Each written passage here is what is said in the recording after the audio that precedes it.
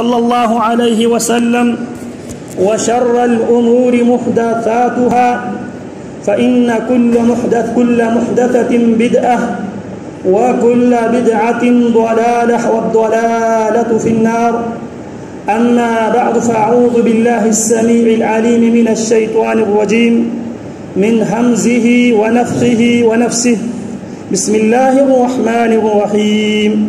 وإذا ناديتم إلى الصلاة اتخذوها هزوا ولعبا ذلك بأنهم قوم لا يعقلون. وقال جل وعلا: إذا نودي للصلاة من يوم الجمعة فاسعوا إلى ذكر الله.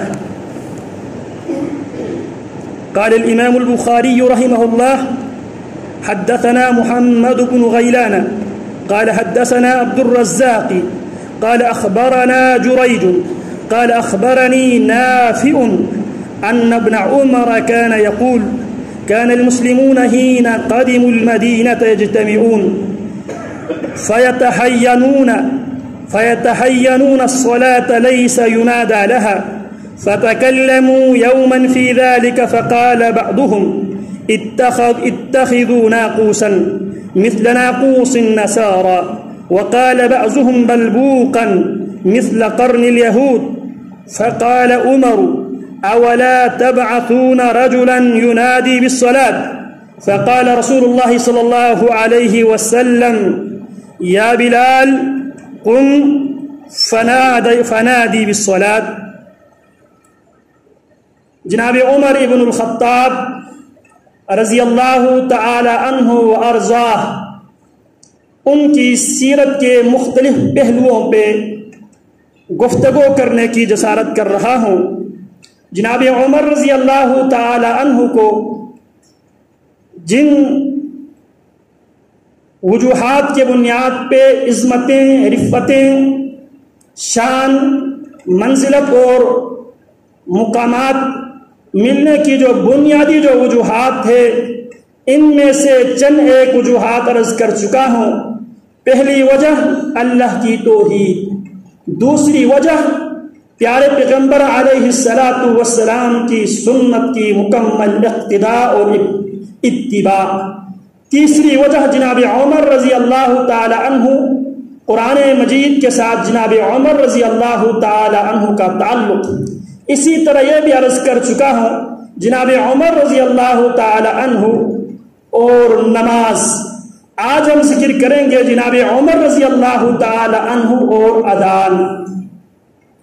یہ جو موضوع ہے، اذان کا جو موضوع ہے، بہت سے احباب کے لیے شاید زندگی میں پہلی بار وہ اذان کے متعلق سن رہے ہوں گے، کیونکہ یہ موضوعات ممنوعہ موضوعات میں سے ہیں۔ لوگ ان موضوعات کو ٹچ کرتے ہوئے، ان موضوعات پہ گفتگو کرتے ہوئے آپ کو بہت کم آپ کو نظر آئیں گے۔ کیسے اذان کی ابتدا ہوئی، اس کی بیک گراؤنڈ کیا ہے، اللہ اکبر کبیرہ۔ امام بخاری رحمہ اللہ نے صحیح بخاری میں حدیث نمبر 604، صحیح بخاری حدیث نمبر 604 میں جناب امام بخاری رحمہ اللہ نے اپنے استاد محمود بن غیلان کی روایت سے جناب عبداللہ بن عمر رضی اللہ تعالی عنہ سے یہ روایت نقل کرتے ہیں۔ تو جناب عبداللہ بن عمر فرماتے ہیں: کان یقول کان المسلمون حین قدموا المدینۃ۔ یہ نماز کے حوالے سے، نماز کی اوقات کو لوگوں کو انفان کرنے کے حوالے سے 3 مختلف مراحل سے گزر کر یہ جو مروجہ جو اذان ہے، اس اذان تک پہنچنے میں پہنچتے یہ شامل کر کے 3 مراحل ہے۔ شروع میں جب پیارے پیغمبر علیہ الصلاۃ والسلام مدینہ منورہ تشریف لے کر آئے، آپ علیہ الصلاۃ والسلام نے اوقات نماز نبی علیہ الصلاۃ والسلام حضرات صحابہ کو بتا چکے تھے۔ اس ٹائم سے اس ٹائم تک ظہر کی نماز ہے، اس ٹائم سے اس ٹائم تک عصر کی نماز ہے، پھر اس ٹائم سے اس ٹائم تک مغرب کی نماز ہے، پھر اس ٹائم سے اس ٹائم تک عشاء کی نماز ہے، پھر اس ٹائم سے اس ٹائم تک فجر کی نماز ہے۔ نماز کے اوقات پیارے پیغمبر بتا چکے تھے، لیکن اس ٹائم پہ مسلمانوں کو جمع کرنے کے لیے یا مسلمانوں کو ٹائم کے جو انفام کرنے کے لیے کوئی خاص مسلمانوں کے پاس طریقہ کار مروج نہ تھا۔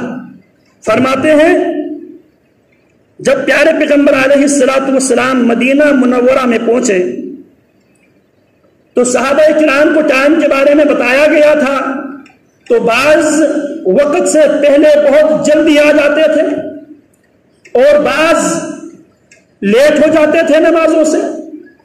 تو ایک دن صحابہ کرام رضوان اللہ علیہم اجمعین پیارے پیغمبر علیہ الصلوۃ والسلام کی مجلس میں بیٹھے، سر جوڑ کے بیٹھ گئے، کیسے لوگوں کو وقت کا اطلاع دیا جائے، لوگوں کو کیسے اعلان کیا جائے، لوگوں کو کیسے بتلایا جائے۔ اب ظہر کا ٹائم داخل ہو چکا ہے، عصر کا ٹائم داخل ہو چکا ہے، مغرب کا ٹائم داخل ہو چکا ہے، اس کے لیے کون سا طریقہ کار اختیار کیا جائے۔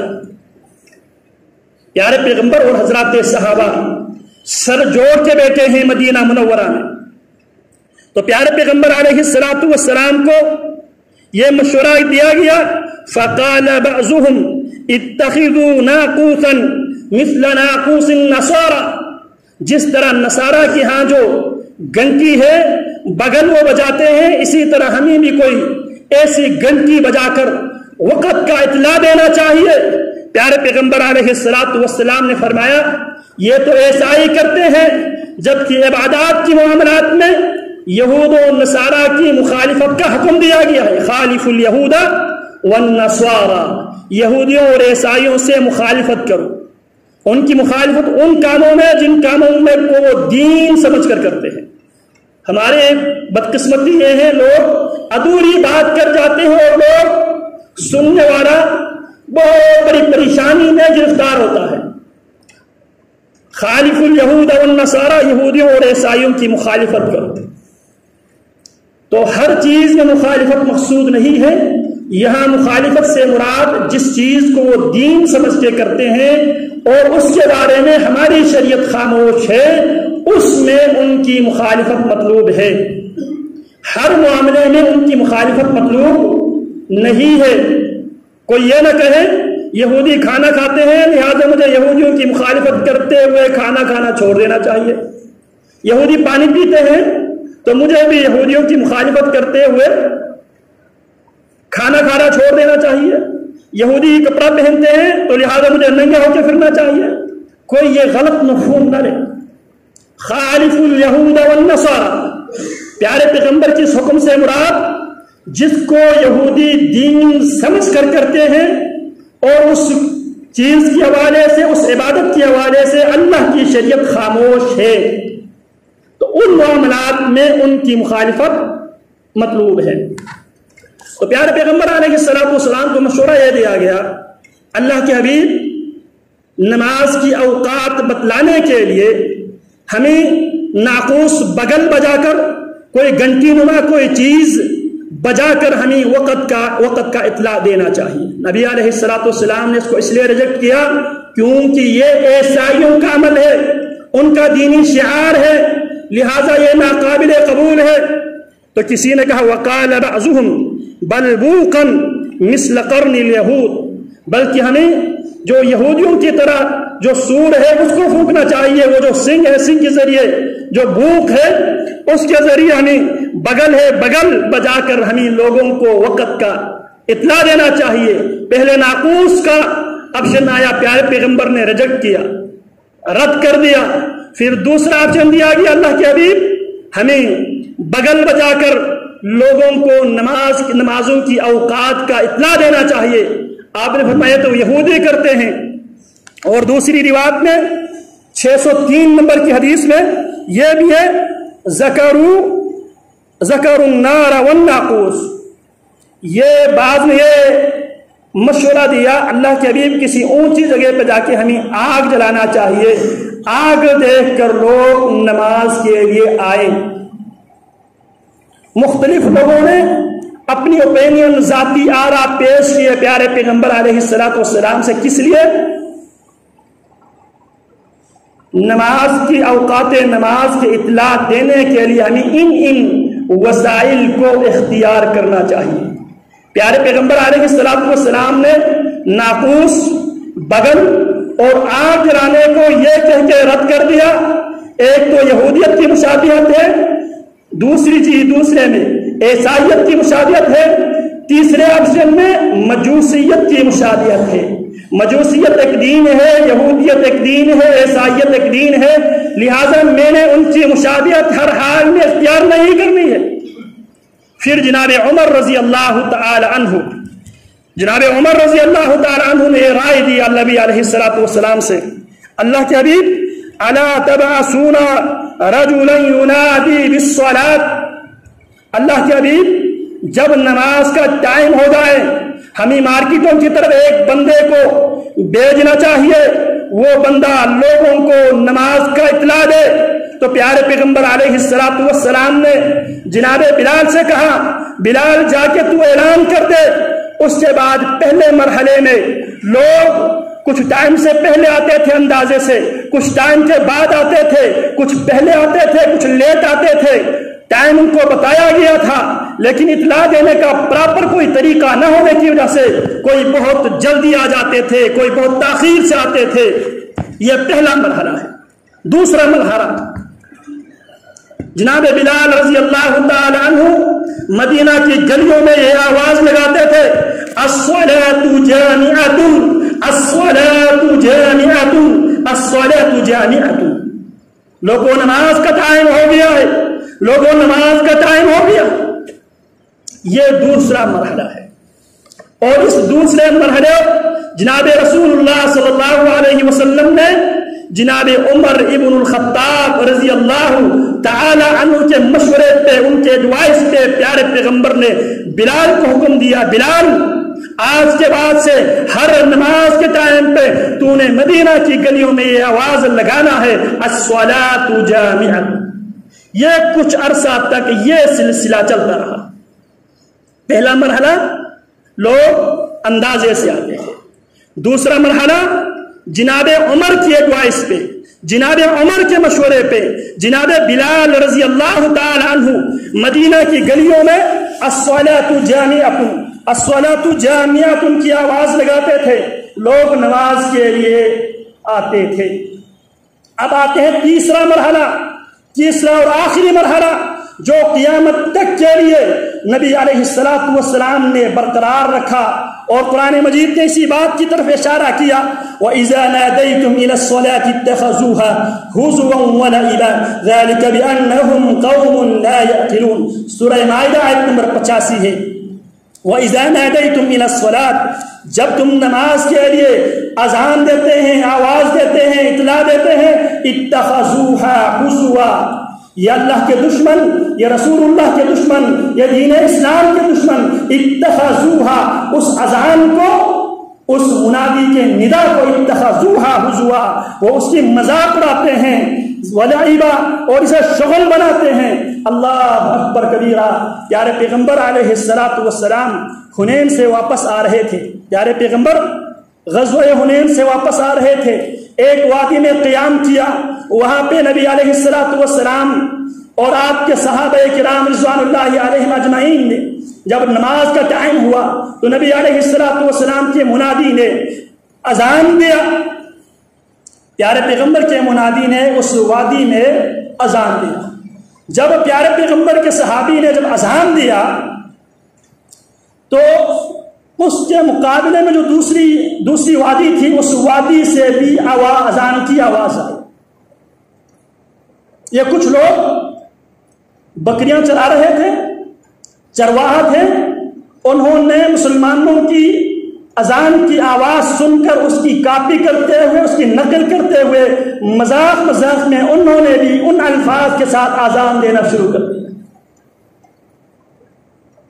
پیارے پیغمبر علیہ السلام نے حضرات صحابہ کو بھیجا، حضرات صحابہ نے ان بندوں کو پیارے پیغمبر کے پاس لے کر آئے۔ آپ علیہ السلام نے پوچھا یہ ہماری اذان کے بعد اذان دینے والا کون تھا؟ سب نے جناب ابو محذورہ رضی اللہ تعالی عنہ کی طرف اشارہ کیا، اور جناب ابو محذورہ کو آپ نے یاد رکھنا ہے۔ کس کو؟ جناب ابو محذورہ کو۔ پیارے پیغمبر علیہ السلام کے کل 3 مؤذن ہوا کرتے تھے، ایک جناب بلال، دوسرا عبداللہ ابن ام مکتوم رضی اللہ تعالی عنہ، اور تیسرا جناب ابو محذورہ رضی اللہ تعالی عنہ۔ اگر موقع ملا ہم ذکر کریں گے۔ ایک اذان ہے جناب ابو محذورہ رضی اللہ تعالی عنہ والی اذان، اور ایک اذان ہے جناب بلال رضی اللہ تعالی عنہ والی اذان۔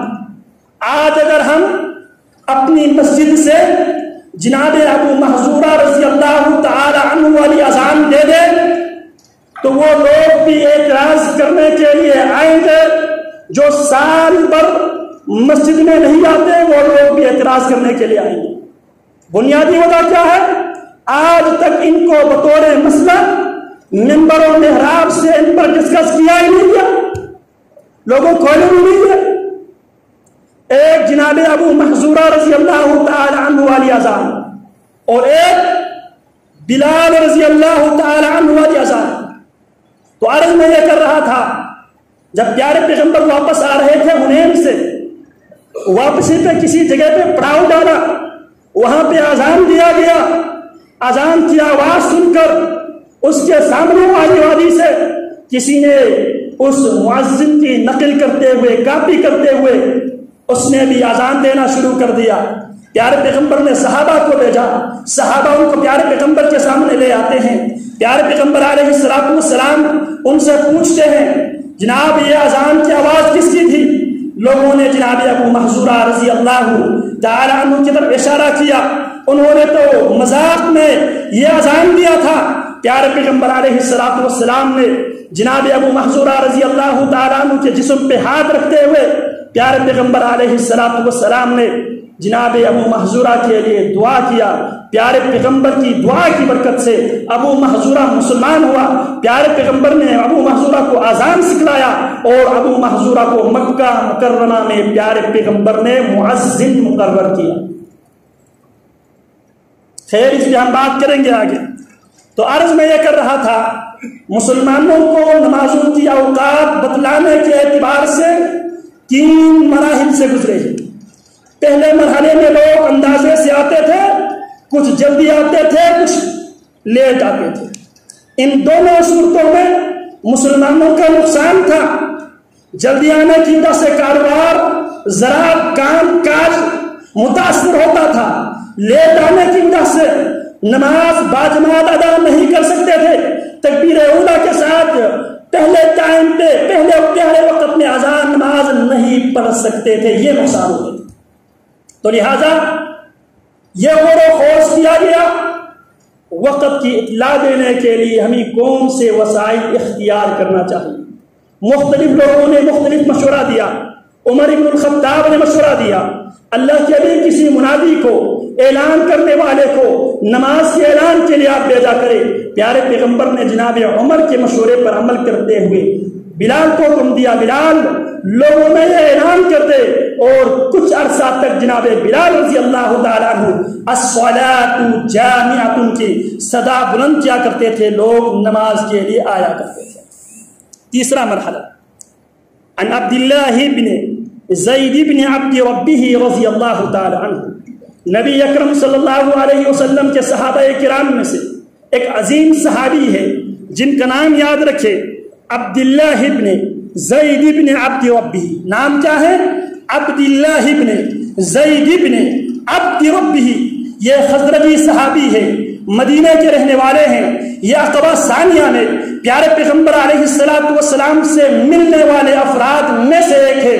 یہ بدری صحابی بھی ہے، اور یہ صحابی جناب عثمان ابن عفان رضی اللہ تعالی عنہ کی ایام خلافت میں سن 32 ہجری کو دنیا سے رخصت کر جاتے ہیں، اور عثمان ابن عفان رضی اللہ تعالی عنہ اس جلیل القدر صحابی کی نماز جنازہ خود پڑھاتے ہیں، جناب عثمان ابن عفان رضی اللہ تعالی عنہ۔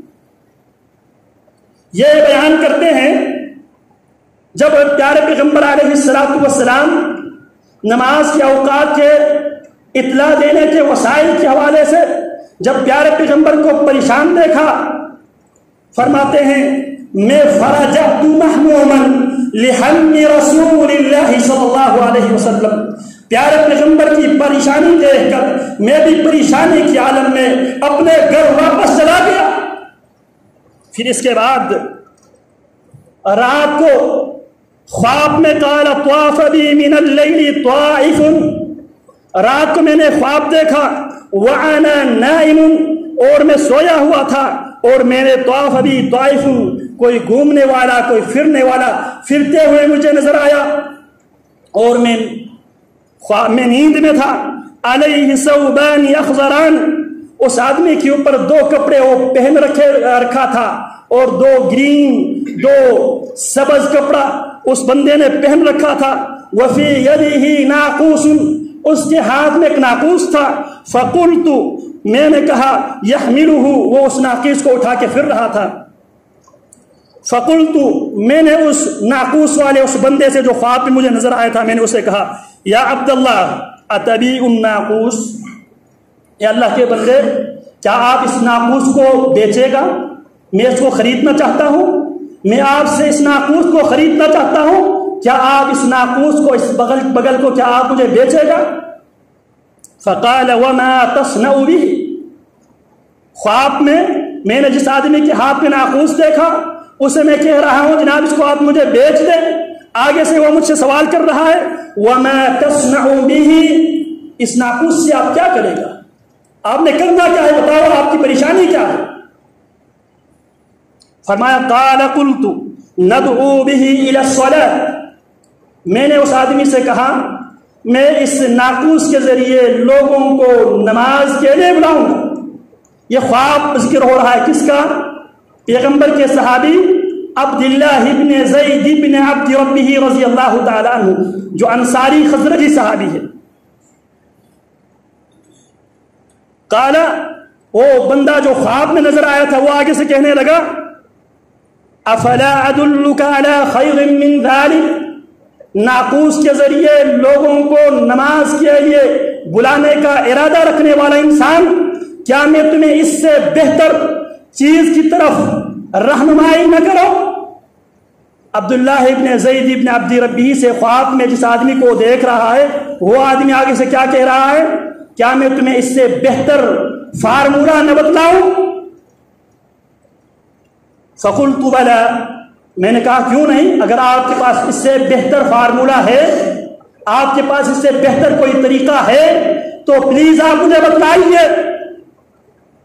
قال تقول، وہ خواب میں جو بندہ آیا تھا وہ کہنے لگا، تو نے اگر لوگوں کو اذان، لوگوں کو نماز کے لیے اگر بلانا ہی ہے، اس ناقوس سے کام نہیں چلے گا، تجھے میں فارمولہ لے لیتا ہوں، طریقہ کار یہ ہے، تقول اللہ اکبر اللہ اکبر اللہ اکبر اللہ اکبر، اشہد ان لا الہ الا اللہ اشہد ان لا الہ الا اللہ اشہد ان محمد رسول اللہ اشہد ان محمد رسول اللہ، حی علی الصلاۃ حی علی الصلاۃ حی علی الفلاح حی علی الفلاح، اللہ اکبر اللہ اکبر لا الہ الا اللہ۔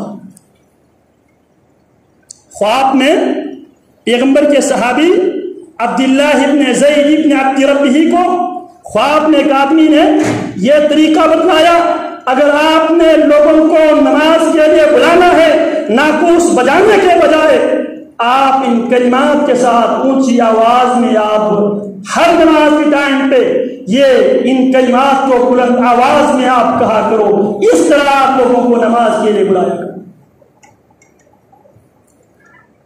اللہ اکبر کبیرہ۔ فرماتے ہیں فلما اصبحت، جب میں نے صبح کیا، رات کو نیند میں نے خواب میں یہ دیکھا، جب صبح ہوا، صبح ہوتے ہی پہلی فرصت میں اپنے امام، اپنے قائد، اپنے مربی، اپنے مدرس، اپنے امام الانبیاء محمد الرسول اللہ صلی اللہ علیہ وسلم کی مجلس میں پہلی فرصت میں حاضر ہوا۔ کون کہہ رہا ہے؟ عبداللہ بن زید بن عبد ربہ رضی اللہ عنہ۔ اتیت رسول اللہ صلی اللہ علیہ وسلم فاخبرت بما رأیت، میں نے پیارے پیغمبر کو فرمایا اللہ کے حبیب خواب میں نے یہ دیکھا، جو کچھ دیکھا تھا وہ سارے پیارے پیغمبر کے سامنے بیان کر دیا۔ پیارے پیغمبر علیہ السلام کیا فرماتے ہیں؟ فقال رسول اللہ صلی اللہ علیہ وسلم ان هذه لرؤيا حق۔ عبداللہ بن زید بن عبد ربہ، جو خواب آپ نے دیکھا ہے یہ خواب حق پر مبنی ہے۔ دوسری روایات میں یہ تفصیل موجود ہے، اس دن جناب عبداللہ بن زید بن عبد ربہ رضی اللہ تعالی عنہ بیمار تھے، تو پیارے پیغمبر علیہ السلام نے عبداللہ بن زید بن عبد ربہ کو حکم دیا، پہلی فرصت میں فرمایا ان هذه لرؤيا حق ان شاء اللہ، اللہ نے چاہا تو یہ حق پر مبنی، حقیقت پر مبنی خواب ہے۔ پھر فرمایا ثم امر بالتعزیم، پھر جناب رسول اکرم صلی اللہ علیہ وسلم نے عبداللہ بن زید بن عبد ربہ سے کہا، ان کی بیماری دیکھ کر فرمایا جو کچھ آپ نے دیکھا ہے آپ نے ان باتوں کو، ان جملوں کو، یہ 15 جملوں پر مشتمل ہے، فرمایا آپ نے ان الفاظ کو، ان جملوں کو آپ نے بلال کو سکھلانا ہے۔ فَإِنَّهُ عَنْدَ صَوْتَ، بلال رضی اللہ تعالیٰ عنہ کی آواز صاف شفاف آواز بھی ہے، اور ساتھ بلند آواز کا، اونچی آواز کے مالک بلال ہے، لہٰذا جتنے کلمات آپ کو بتلایا گیا ہے خواب میں پیارے پیغمبر نے تصدیق کیا، تو لہٰذا یہ وحی ہے۔ اسے حدیث تقریری کہا جاتا ہے، یہ بھی ذہن میں رکھیں۔ حدیث کی 3 قسمیں جو عموماً مشہور ہیں 5 قسمیں، ان میں سے ایک قسم جسے تقریری کہا جاتا ہے، صحابی نے کوئی عمل کیا ہو اور پیارے پیغمبر نے اس عمل کو جاری رکھا ہو، وہ بھی شرعاً حجت ہے۔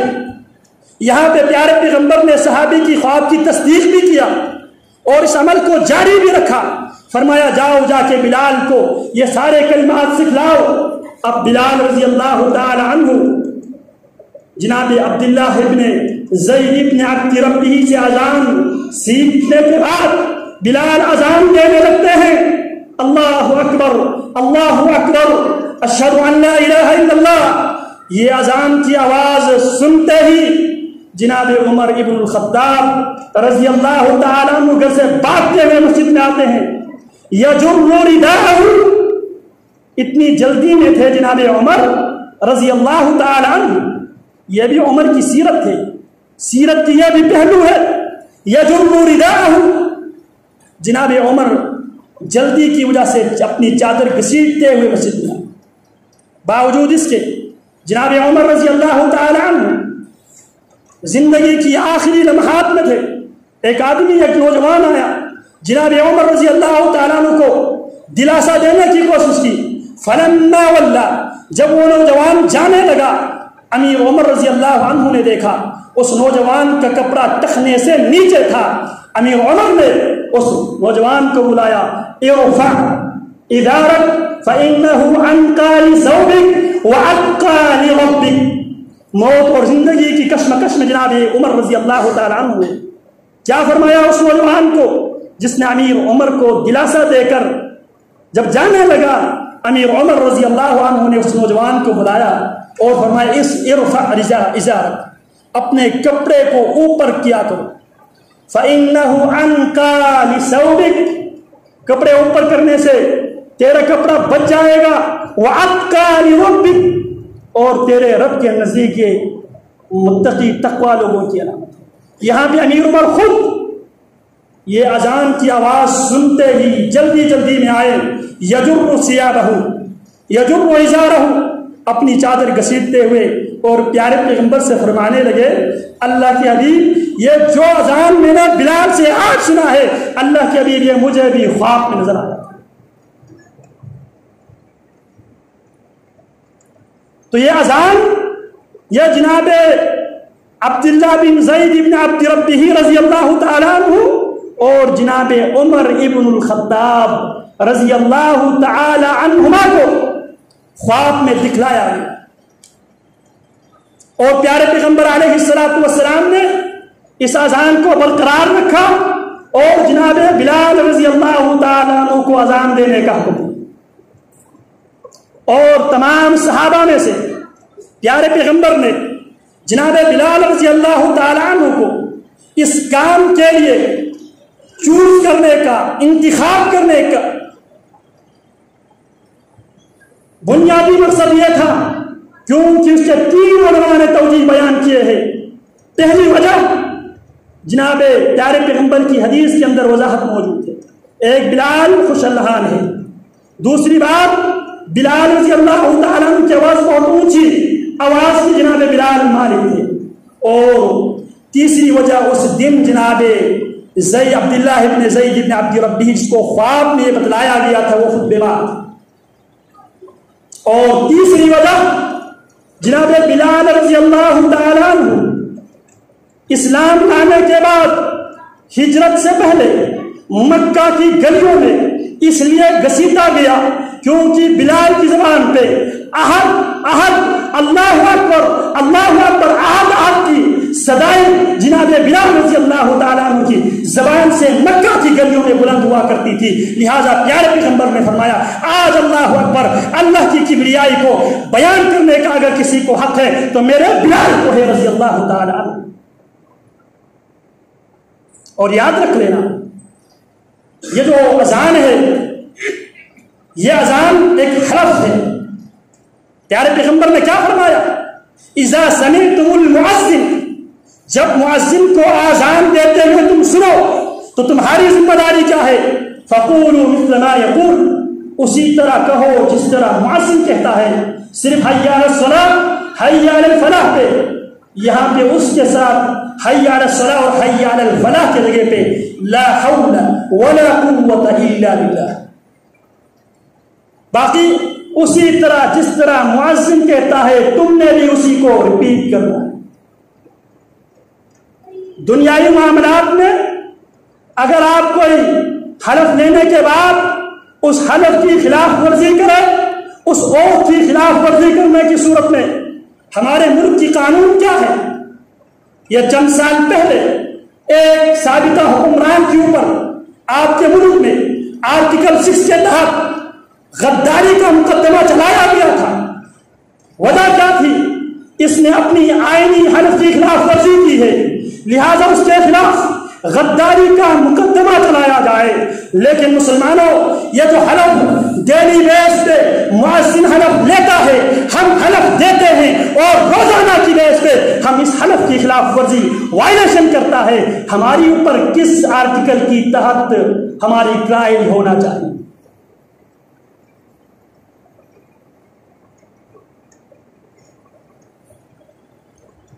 ہم ہفتے میں ایک دن جمعہ پڑھ کے یہ سبق بیٹھے ہیں ہم پکے سچے مسلمان ہیں. پیارے پیغمبر کے صحابی جناب عبداللہ ابن ام مکتوم جو پیارے پیغمبر کے مؤذنوں میں سے ایک مؤذن بھی تھے رضی اللہ تعالیٰ عنہ معقول کئی عذر پیش کیے.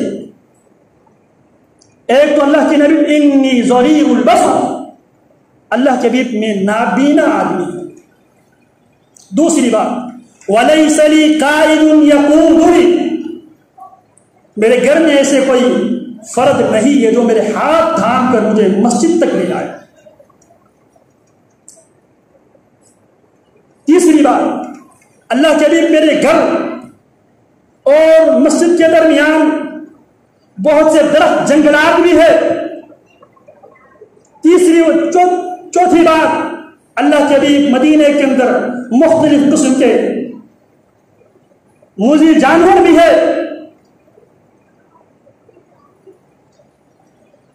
اصلی فی اللیل اللہ کے حبیب میری یہ ساری عذر ہے، کیا اللہ کے حبیب مجھے گھر میں نماز پڑھنے کی اجازت ہے؟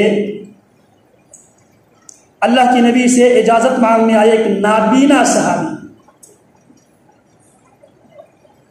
عذر پیش کیا میں نابینا ہوں۔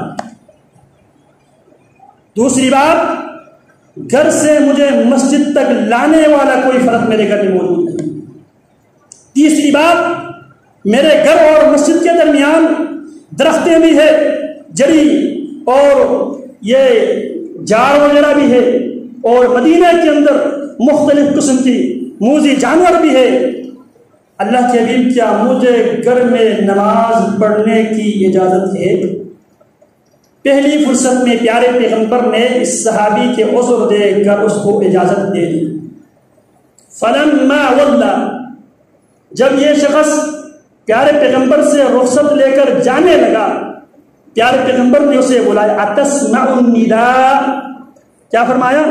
اتسمع النداء، کیا تجھ تک اذان کی آواز آتی ہے؟ کہنے لگا اللہ کے حبیب اذان کی آواز مجھ تک پہنچتی ہے۔ آپ نے فرمایا فاجب، اگر اذان کی آواز تجھ تک آتی ہے تو تمہیں ہر حال میں مسجد میں آ کر ہی نماز ادا کرنا ہوگا۔ اللہ اکبر کبیرہ۔ لیکن آج ہماری کیفیت کیا ہے؟ ہفتے میں ایک دن جمعہ کے لیے مشکل سے آتے ہیں، اور اس ٹائم پہ آتے ہیں جب جماعت کھڑی ہونے والی ہو۔ اللہ اکبر کبیرہ۔ عرض میں یہ کر رہا تھا، ہم حلف دیتے ہیں، مؤذن ہم سے حلف لیتے ہیں، کیا مطلب ہے اذان کی؟ کیا کبھی کسی نے سوچا ہے اللہ اکبر اللہ اکبر اللہ اکبر اللہ اکبر؟ اللہ سب سے بڑا ہے۔ میرے کاروبار سے، میری دکان سے، میری ملازمت سے، میری تجارت سے، میری معاملات سے، میری مصروفیات سے، میری بیوی بچوں سے، میری اولاد سے، دنیا کی ساری مصروفیتوں سے اللہ اکبر اللہ اکبر۔ اللہ سب سے بڑا ہے، اس بڑے اللہ نے مجھے حکم دیا ہے، حی علی الصلاۃ، آؤ نماز کی طرف، حی علی الفلاح، آؤ کامیابی کی طرف۔ کیا میں نے اللہ کی کبریائی کو قبول کیا؟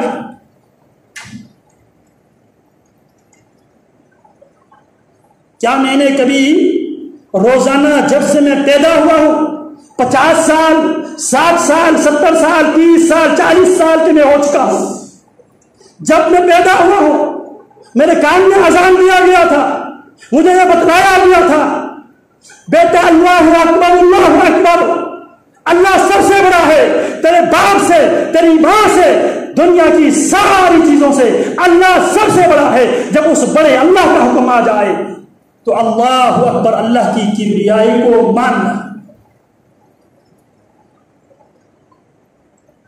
آج ہم دعوے بہت کرتے ہیں، اگر اختلافات کی بات آ جائے، بدقسمتی سے فرقہ واریت کی بات آ جائے، مسئلے کو ہوا دینے کی بات آ جائے، فساد و بگاڑ کی بات آ جائے، سب مفتی بنے پھرتے ہیں۔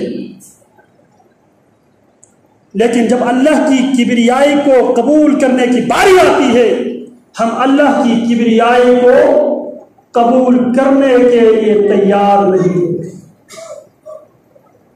مسجدیں بنی ہوئی ہے لیکن مسجدیں نمازیوں سے خالی پڑی ہے۔ جناب علی رضی اللہ تعالیٰ عنہ نے فرمایا تھا، مساجدهم عالیۃ وہی خراب من الہدی، مسجدیں بڑی عالی شان بنی ہوگی، وہی خراب من الہدی، وہ مسجدیں ہدایت کی باتوں سے، ہدایت کی باتوں سے وہ مسجدیں خالی پڑی ہوگی۔ یہ آج کا ہمارا المیہ ہے، ہم اللہ کی کبریائی کو ماننے کے لیے تیار ہیں۔ دوسرا جملہ کیا ہے؟ اشہد ان لا الہ الا اللہ۔ پہلے اللہ اکبر اللہ اکبر، مؤذن نے بھی اللہ اکبر کہا تو آپ نے بھی ساتھ کہہ دیا اللہ اکبر۔ میں بھی اللہ کی کبریائی کا اقرار کرتا ہوں لیکن کرتا۔ دوسری بات، اشہد ان لا الہ الا اللہ، مؤذن کہتا ہے اشہد ان لا الہ الا اللہ تو سننے والا بھی اشہد ان لا الہ الا اللہ۔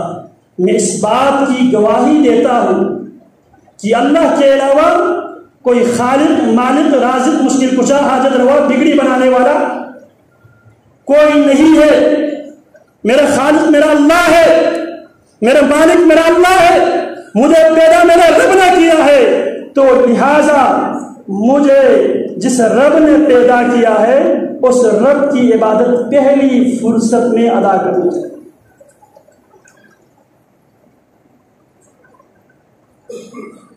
اشہد ان لا الہ الا اللہ۔ امام ابن القیم رحمہ اللہ نے اپنی مشہور کتاب اعلام الموقعین عن رب العالمین، اس کتاب میں کتاب کی آغاز میں اس لفظ کو لکھتے ہیں، اشہد ان لا الہ الا اللہ کو لکھتے ہیں۔ لکھنے کے بعد وہاں سے آگے بڑھنے کے بجائے وہاں پہ لکھتے ہیں کلمۃ قامت بها السماوات والارض، یہ ایک ایسا جملہ ہے جس جملے کی بنیاد پہ آسمان و زمین اور آسمان و زمین کی نظام قائم ہے، اور ایسا جملہ ہے جس جملے کی بنیاد پہ انسانوں کو دو حصوں میں تقسیم کیا گیا۔ جو اس کلمے کو اقرار کرتا ہے، اس کلمے کی تقاضے کے مطابق عمل کرتا ہے، اور وہ ایک الگ فریق ہے جو اس کلمے کا اقرار نہیں کرتا، اس کلمے کا اعتراف نہیں کرتا، اس کلمے کی تقاضوں پہ عمل نہیں کرتا، وہ دوسرا فریق ہے، دوسری جماعت ہے، دوسری بات۔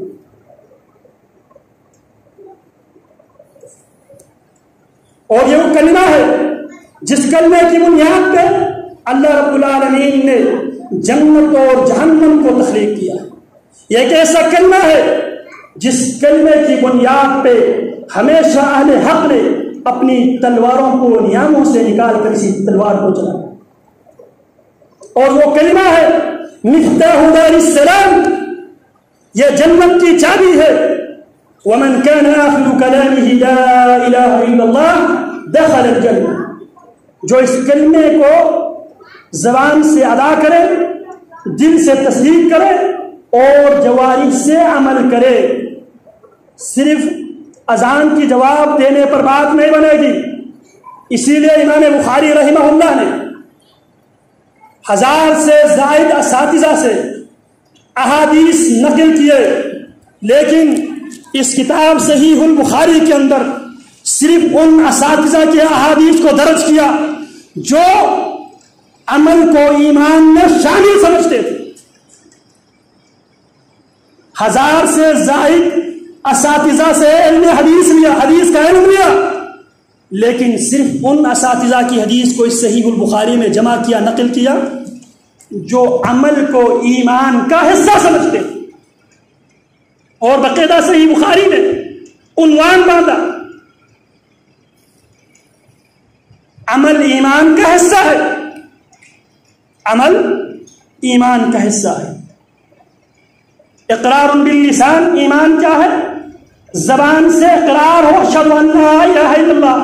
جب مؤذن اشہد ان لا الہ الا اللہ کہے، سننے والا بھی اشہد ان لا الہ الا اللہ کہے اور دل سے تصدیق بھی کرے، واقعی میرا ایمان یہ ہے، میرا عقیدہ یہ ہے اللہ کے علاوہ نہ کوئی خالق ہے، نہ کوئی مالک ہے، نہ اس کے علاوہ کوئی عبادت کے لائق بھی نہیں ہے۔ دوسری بات، پھر اس کے بعد عمل بالجوارح، مؤذن کے ساتھ جس کلمے کا میں نے اقرار کیا ہے، اس کلمے کا تقاضا یہ ہے کہ میں مسجد میں جا کے نماز پڑھ لوں۔ یہ نہیں ہے کہ میں بنیادی طور پہ اذان سن لیتا ہوں، ایک کان سے سنتا ہوں اور دوسری کان سے بات کو نکالتا ہوں۔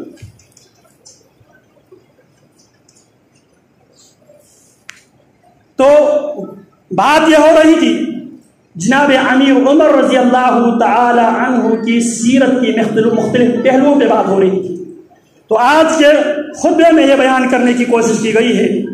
یہ اذان ہے، اذان سے پہلا والا مرحلہ اور یہ تیسرا مرحلہ، اور یہ تیسرا مرحلہ آخری اور فائنل مرحلہ، اس کو پیارے پیغمبر نے جاری ساری رکھا، اور اس میں بھی جناب امیر عمر رضی اللہ تعالی عنہ کی شراکت موجود ہے۔ اللہ رب العالمین صحیح معنوں میں حضرات صحابہ کرام رضوان اللہ علیہم اجمعین کی سیرت کو سمجھنے کی اور ان کی سیرت کے مطابق اللہ رب العالمین ان کی طرف پہ زندگی گزارنے کے اللہ ہمیں توفیق عطا فرمائے۔